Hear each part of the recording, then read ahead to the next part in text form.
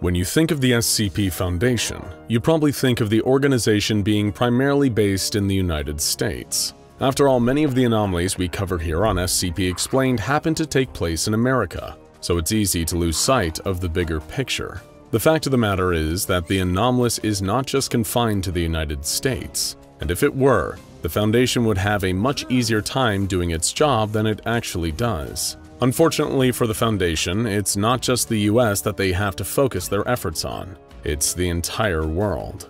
That's right, no matter where you are on Earth, no matter how far you travel, the threat of being the victim of an unsuspecting anomalous incident remains the same, even on your family vacation to Disney World. Of course, the Foundation's mission is massively expansive too, with each object requiring not only significant resources to capture, but even more to effectively contain and study over a long period of time. And then you have the utilities of each site, keeping the power on and the water running. Or what about actually paying the hardworking SCP personnel who put their lives on the line every day? How about keeping global reconnaissance as a watchful eye in case of talk of any unnatural incidents start making the rounds in the ordinary world? What about maintaining a standing army of trained task force operatives, far deadlier than any other military force on the planet? Resources to cover up events as soon as they happen, field agents, database expenses. It's unimaginable to think of the costs of operating the Foundation in one country, let alone on a global scale. So how do they manage this heavy responsibility? How does the SCP Foundation divide up its resources accordingly, as well as raise enough money to continue operating? Think about it. If you were an organization having to cover the entire globe in service of protecting humanity from the anomalous, what would be the best way of managing your resources? First, you need to make sure you are backed by the richest of the rich, who could use some of their personal wealth to fund your goals. Well, that's the Overseer Council, the group at the top of the Foundation composed of some of the most affluent and wealthy individuals in the world. Second, you'd make sure you had a means of generating revenue. The Foundation can't exactly open itself for donations from the public, and it can't issue taxes, but it can have others do that for them. Cover-up businesses in sourcing funding from the governments of the world, either legitimately or through blackmailing, are two surefire ways to keep the cash flowing endlessly. Who knows how many Fortune 500 companies are actually owned by the Foundation? There's a lot of money in the world to go around, but someone needs to capitalize on it in order to get it. But the most important way to manage global resources is decentralization. Remember what we said about the perception of the Foundation being US-based? Well, it is true that the Foundation has its origins in the United States, and the country is the center of a large number of containment efforts. But the English-speaking branch of the Foundation is far from the only one. Allow us to introduce international branches, or -INT for short. The Foundation likes to codify its various branches based on the majority language spoken there. So the English-speaking branch would cover nations such as the United States, Canada, and parts of Europe, while in regions where Chinese is spoken, the Chinese branch presides over the territory. Truly, the containment of the anomalous is a global effort, with at least one Foundation site located in each country: Africa, India, Japan, Latin America. There isn't a part of the world that the Foundation doesn't have covered, and for good reason too. Anomalous objects can be discovered anywhere and everywhere. Having locations near all major population centers isn't just a luxury of having unlimited funding. It is the very thing that necessitates such funding. And with international branches adhering to their own policies, holding their own personnel, and speaking their own languages, it should come as no surprise that they have their own database of SCP objects too. That's right, each branch has an archive of files of their own, written based on objects contained in their respective country. Imagine being the guy who's just finishing reading all of the files currently existing in the English database, when you realize then you have to drudge through several more databases filled with thousands upon thousands of files just to be the completionist your heart wants you to be. It is a time-consuming task, but that's what we're here for. And today we're going to boost your own international database with coverage of SCP-007-INT, an anomaly sourced from the Foundation's global database. It all started in Massarosa, Italy, a medium-sized town located just outside Pisa. It's not famous for much, well outside of hosting the annual Massa Rosa International Piano Competition, which we should remind you that we're all very excited about this year considering Dr. Clef himself has decided he'd enter. But enough about Agent Ukulele's wild pianist skills. Let's get back to the story at hand. A contingent of Mobile Task Force operatives sourced from a squad dubbed Smoking Anomalous Snakes, who belonged to the Foundation's Italian branch, were stationed in the town for the past week. Given that Massa Rosa is smaller than the average city, with a population numbering just over 22,000, these operatives had to take extra precaution as to not give away their presence. In a town where everyone knows everyone, a gaggle of unfamiliar faces making their way through could set off proverbial alarms in the local population. The Foundation operatives were there for a single purpose: to source the production of anomalous weaponry rumored to be occurring throughout the region.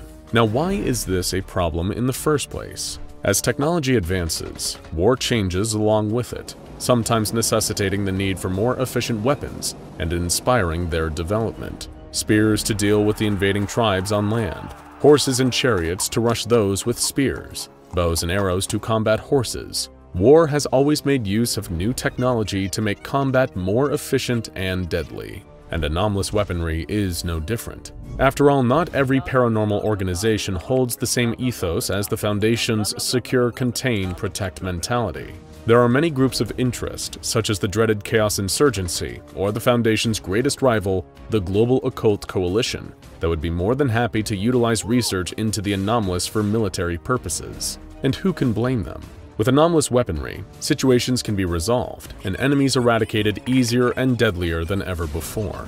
Up against a world that doesn't abide by their mission, even the Foundation is forced to utilize anomalous weaponry, albeit on a much smaller scale. Take Task Force Alpha 9 Last Hope, a squad made up entirely of SCP objects, such as SCP-005, Iris Thompson, and SCP-4494, the world's greatest arbiter of vigilante justice, otherwise known as the Spectre. Even mobile task forces, such as Samsara, a group of heavily augmented cybernetic super soldiers, make use of anomalous weaponry to further advance their efficiency on the field. After all, task forces spend their time combating anomalies in the field. It only makes sense to fight fire with fire, so to speak. Third-party sellers and producers of anomalous weaponry often provide the technology to establish groups of interest, so the Foundation getting the jump on a distribution center in Massa Rosa, Italy was a strategic move on the part of the Foundation. They weren't sure of the exact details, but their sources tipped them off about a gang of fascist neo-Nazis in the area,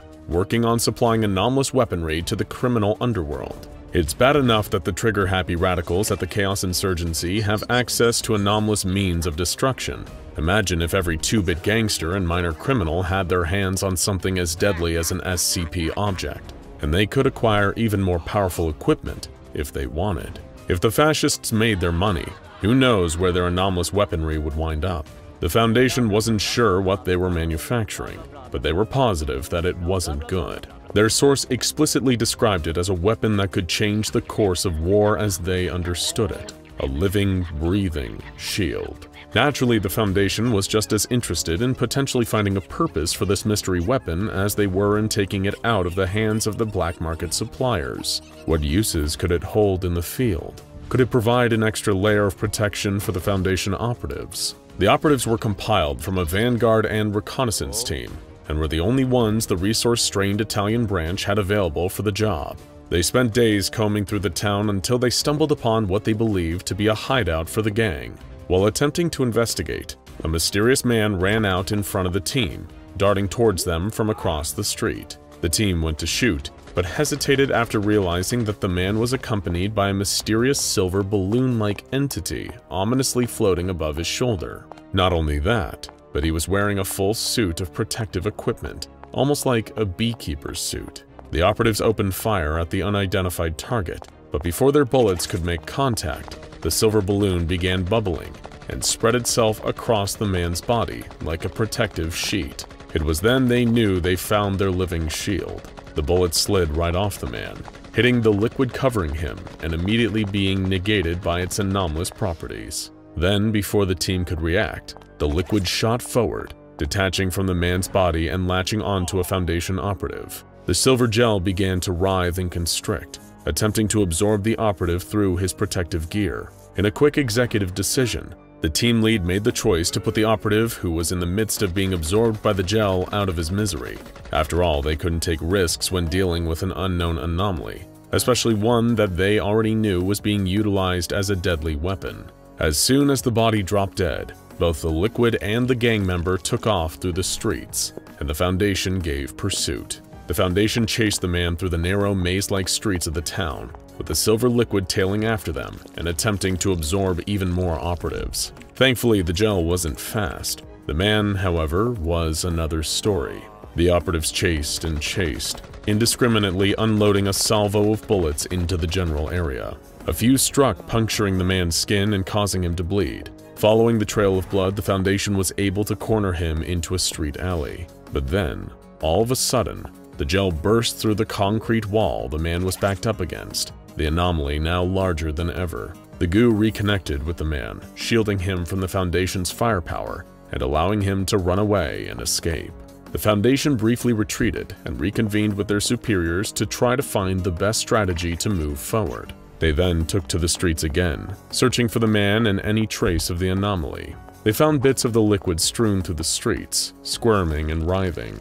Unlike the first batch, these bits were able to be neutralized via regular bullets. Their search eventually bore fruit, and they found the man patching himself up in a nearby cellar. He had a briefcase, and the area around him seemed to be a type of laboratory. Still, they were unable to find the silver balloon anomaly. The operatives, with weapons drawn, attempted to speak with the man, but he lashed out and shot at them, prompting them to shoot back, immediately killing him. They weren't able to get much information from him, but it was an act of self-defense. The Foundation, now with their only source of information gone, resorted to looking through the rest of the basement. They found a series of documents held inside the room, all written in Italian. They also found a tunnel leading outside the town and a small cart that was intended to be used to transport cylinders containing the silver liquid out of Massa Rosa. The Foundation was very quick to stop this anomaly from getting out on the black market, as it seemed like this was a distribution and testing center.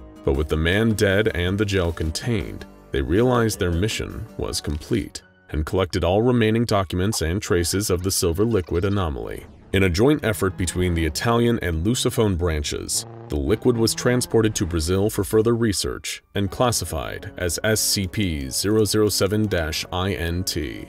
The Lusophone branch's Board of Superintendents had made the decision earlier that SCP-007-INT held historical and research significance for the two branches, as some of the task force members that aided in the capture of the anomaly were sourced from Brazil. The documents were shared between both branches, and chemical research on the object was conducted. Immediately, the Foundation discovered the reason why the liquid responded so quickly to the man who was distributing it, and why it works perfectly as a living shield. SCP-007-INT is sentient and capable of recognizing patterns and portraying emotion, albeit to small degrees. Research into SCP-007-INT's composition and responses to stimuli in a lab environment continued, but one researcher from the Italian branch noted that this wasn't the first time they had encountered an anomaly like this. When dealing with a group of organizations known as the Fascist Council of the Occult, the Foundation discovered a heavily redacted and secret anomalous weapon with certain properties similar to SCP-007-INT. While the details of this weapon were lost to the database and above our clearance level, we can assume that due to the Nazi connection between the man distributing the liquid and the Fascist Council of the Occult, that portions of SCP-007-INT managed to make their way to the black market and proliferate the criminal underworld. But when all the research was said and done, what was SCP-007-INT? The studies were conducted as a joint operation between the two branches, and as a result, allowed for a significant amount of testing. Researchers found that the gel was adaptable, durable, and intelligent to a certain degree, but they also discovered that their data was incredibly similar to another anomaly in their database, recorded by the Lusophone branch's predecessor, the Scientific Academy of the Anomalous. You see, the Foundation hasn't been around forever. Before it, the anomalous containment world was decentralized and composed of tinier organizations, and this was one of them. As it turns out, this organization recorded data remarkably similar to SCP-007-INT, but the details of the research was lost due to an incident involving rogue agents defecting from the organization. Think the Chaos Insurgency, but before them too. The two instances of the anomaly were apparently a perfect match to SCP-007-INT, and the two branches had both contained the same anomaly across decades, without being aware that the other had done it. While the documents were lost when defecting agents broke away from the Academy, researchers theorized that they either defected into or sold information about the anomaly to the Fascist Council, who were able to improve the liquid and turn it into a formidable military-grade weapon. Still, the experiments with SCP-007-INT proved to be a success. The anomaly's sapience allowed it to form a bond with its host, protecting and showing the desire to comfort them if need be. What a nice little hunk of deadly gunk, right? But then, just as the branches were about to give up on finding the Academy's old documentation for SCP-007-INT, they happened to discover it. The anomaly was given the codename Project Mel. This initial research found that the anomaly was incredibly adaptive, as seen below. Instance Alpha is the most belligerent case of SCP-007-INT. It prefers being involved in combat-oriented exercises and watching martial performances. Alpha has demonstrated a certain degree of infatuation to the party with, in its conception, the best performance by using its pseudopods in attempts to imitate some executed movements for the respective party to see. Instance Beta is an exemplary case of personality. I've witnessed Beta abducting a stuffed penguin, irresponsibly given by one of its operators, to demonstrate affection. Beta also displayed excitement when presented with pictures of penguins. An extraordinary situation involving Beta happened when it parted itself. Its copy assumed the form of a penguin, which Beta proceeded to care for in the likeness of an animal companion. Beta protected and guided the copy through the training course, until the spontaneous expiration thereof. Instance Gamma possesses a particularly high physical intelligence. It is expressly competent in solving movement-related problematics, such as obstacle courses involving the manipulation of sensitive objects, and complex movement and transformation patterns. Interestingly, Gamma has been seen reacting to music by dancing to the respective rhythm. This original documentation proved to be valuable to the Foundation, as it provided further information on what occurred when SCP-007-INT was stolen from its original location and placed into the hands of the Fascist Council. On December 25, 1972, several security breaches across the Academy occurred, as sleeper agents of the Council stole various anomalous assets from storehouses and vaults across the country. For 2 hours, the group of 6 rogue individuals took what they could, smuggling the objects away from the organization for the purposes of using and selling them to the highest bidder. Objects stolen included Project Mel, several prototype prosthetics, and various other pieces of high-security Academy documentation. The Foundation also discovered that these sleeper agents within the Academy were students, researchers, and operatives who had been working with the organization for years, sometimes decades. Given their history, it's possible that they may have been coerced rather than them being outright agents of the Fascist Council of the Occult. Unfortunately, all of them expired during the interrogation procedures, and only one survived, captured by the Academy via suspended animation, though their whereabouts in the present day are unknown. It's unknown if the Foundation has seen the last of SCP-007-INT, or if samples of the deadly adaptive shield are still lurking in the anomalous criminal underworld. Regardless, whoever possesses SCP-007-INT is surely to be a formidable force for anyone to go up against. Now go check out SCP-354 The Red Pool and SCP-006 Fountain of Youth for more anomalous liquids contained by the SCP Foundation.